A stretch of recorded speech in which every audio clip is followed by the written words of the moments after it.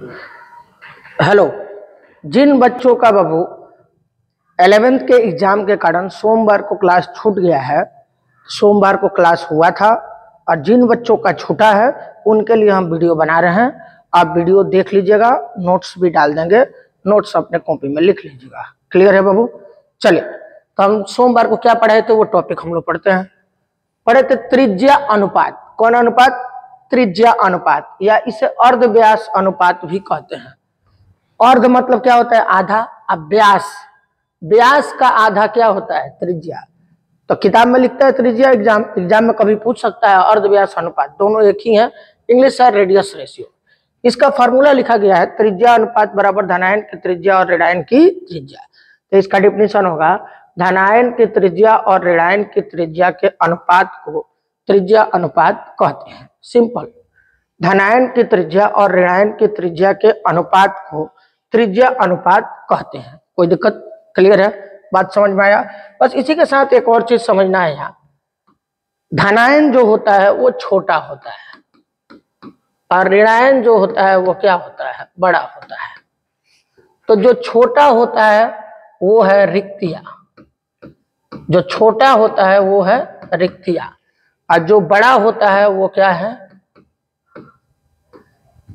अव्ययी कण। कौन कण? अव्ययी कण। अव्ययी कण मतलब अणु, परमाणु या आयन, तीनों में से कोई भी आ सकता है। तो बोलो, धनायन की त्रिज्या और ऋणायन की त्रिज्या के अनुपात को त्रिज्या अनुपात कहते हैं। धनायन क्या होता है? छोटा होता है, और छोटा चीज क्या कहलाता है? रिक्तिया। रिक्तिया हम लोग टॉपिक पढ़े हैं।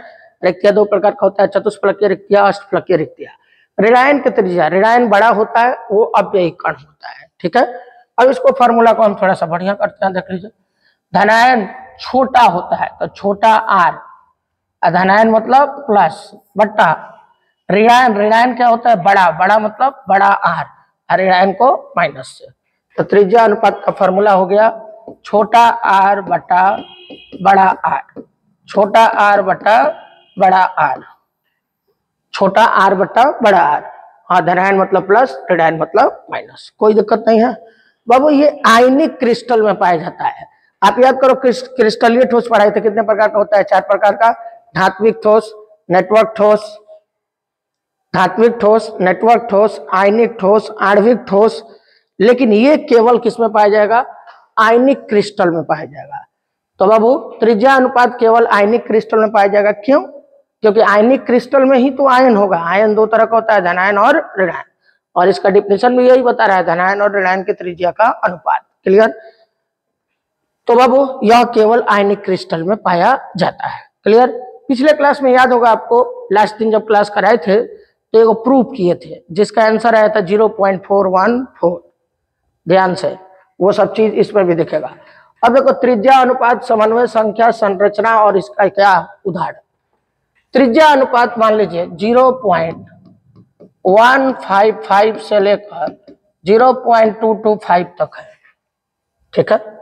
या त्रिज्या अनुपात 0.225 से लेकर 0.414 तक है, या त्रिज्या अनुपात 0.414 से लेकर 0.732 तक है, या त्रिज्या अनुपात 0.732 से 1 तक है। 1 को कभी कभी 1.00 भी लिख सकते हैं हम लोग। ठीक है? तो देखिए, अगर त्रिज्या का अनुपात इन दोनों के बीच में होगा तो इसका समन्वय संख्या होगा 3। अगर त्रिज्या अनुपात इन दोनों के बीच में होगा तो इसका समन्वय संख्या 4। अगर त्रिज्या अनुपात इन दोनों के बीच में होगा इसका समन्वय संख्या 6। अगर त्रिज्या अनुपात इन दोनों के बीच में होगा इसका समन्वय संख्या 8। यही शायद आपको बताए थे, वो एनसीईआरटी किताब के एक्सरसाइज में क्वेश्चन था 0.414 प्रूव करने का, तो पिछले क्लास में ही आपको बताए थे। तो ये 3 हुआ, या 4 हुआ, 6 हुआ, 8 हुआ। तुम लोग को याद होगा 4 का संरचना क्या होगा? चतुष्फलकीय। 4 का संरचना चतुष्फलकीय। 6 का अष्टफलकीय क्या होगा? अष्टफलकीय। 8 का अष्टफलकीय नहीं, 6 का अष्टफलकीय। ठीक है?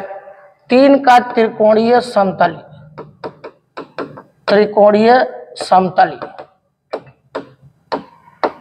और 8 का घनीय या घनाकार, घनीय या घनाकार। कोई दिक्कत? डाटा हम कंप्लीट कर दिए। एग्जाम में क्वेश्चन कैसे पूछेगा ये देखो, एग्जाम में क्वेश्चन पूछेगा, देखो जिंक ऑक्साइड, जिंक ऑक्साइड का संरचना क्या होता है? चतुष्फलकीय। इसका समन्वय संख्या कितना होता है? 4।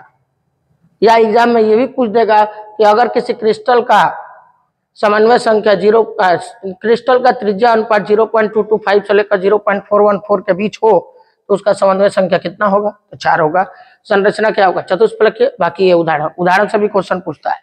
NaCl बहुत ज्यादा पूछा हुआ है, ध्यान से। NaCl को रॉक साल्ट बोलते हैं। NaCl का संरचना क्या होगा? NaCl में संरचना क्या आएगा? अष्टफलकीय। इसका समन्वय संख्या कितना होगा? 6। ठीक है। CaCl का समन्वय संख्या 8। संरचना घनीय या घनाकार होगा। अब चलिए इसी एग्जाम्पल को हम एक एक कर तोड़कर पढ़ेंगे जिससे क्वेश्चन एग्जाम में आता है। देखिए टॉपिक होगा विभिन्न प्रकार के क्रिस्टल का समन्वय संख्या। तो कौन है? AB प्रकार के क्रिस्टल का समन्वय संख्या। AB प्रकार A की जगह पर क्या आया है? Cu। B की जगह पर Cl आया है। आप ध्यान से देखो ये CuCl है। ध्यान से देखिए इस डाटा में CuCl, इस डाटा में ध्यान से देखिए CuCl का समन्वय संख्या कितना दिख रहा है? 4। तो देखो अब बनाएंगे। CuCl है, ये 2 पार्ट में टूटेगा, Cu plus Cl minus.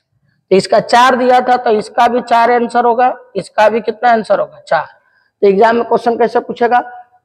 CuCl में कॉपर आयन का समन्वय संख्या कितना होता है? 4। तो क्लोराइड आयन का भी 4।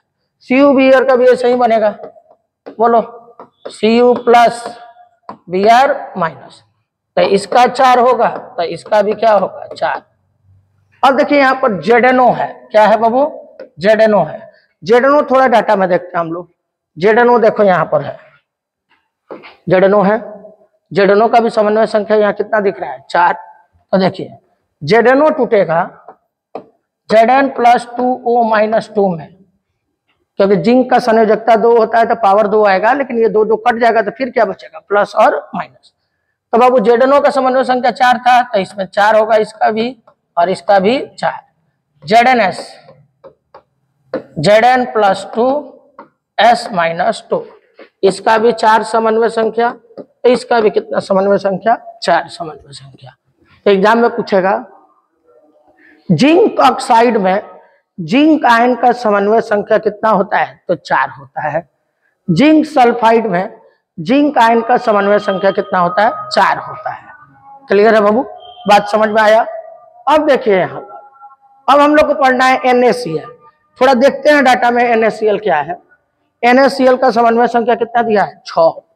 तो चलिए NaCl है, NaCl का नाम याद रखिएगा, पूछता है एग्जाम में। रॉक साल्ट, रॉक साल्ट या चट्टानी नमक। कौन नमक? चट्टानी नमक। पूछता है NaCl में सोडियम का समन्वय संख्या। चलो इसको तोड़ते हैं। Na plus Cl minus. NaCl अभी थोड़ी देर पहले हम डाटा में देखे NaCl का कितना था? 6। तो Na प्लस का भी होगा 6 और Cl माइनस का भी होगा 6। तो एग्जाम में ये बहुत बार क्वेश्चन पूछा है। रॉक साल्ट में सोडियम आयन का समन्वय संख्या 6, क्लोराइड आयन का समन्वय संख्या 6। ये भी वैसे ही बनेगा, टूटेगा K प्लस Cl माइनस, इसका भी 6 तो इसका भी कितना? 6। ये भी टूटेगा AgBr 2 पार्ट में, Ag प्लस Br माइनस, इसका भी समन्वय संख्या 6, इसका भी समन्वय संख्या 6। AgI भी टूटेगा 2 पार्ट में, Ag प्लस I माइनस, तो ये भी इसका समन्वय संख्या 6, इसका भी समन्वय संख्या 6। अब आगे बढ़ते हैं हम लोग। CSCl थोड़ा पीछे जाकर देखेंगे। CSCl, ये देखिए CSCl का समन्वय संख्या कितना है? 8। तोड़ते हैं तो 8 आएगा। चलिए इसको तोड़ेंगे। CS प्लस Cl माइनस, तो इसका भी क्या होगा 8, इसका कितना होगा 8। एग्जाम में पूछेगा सीजियम क्लोराइड में सीजियम आयन का समन्वय संख्या कितना है 8। CS भी है, ये भी टूटेगा CS प्लस अभी यार माइनस, इसका 8 तो इसका भी कितना होगा 8। CSI ये भी दो पार्ट में टूटेगा, CS प्लस I माइनस, तो इसका भी 8 होगा और इसका भी क्या होगा 8। किसी को कोई दिक्कत, बात समझ में आया, कोई परेशानी? तो सोमवार वाला क्लास बाबू यहीं पर समाप्त हुआ है। ओ भाई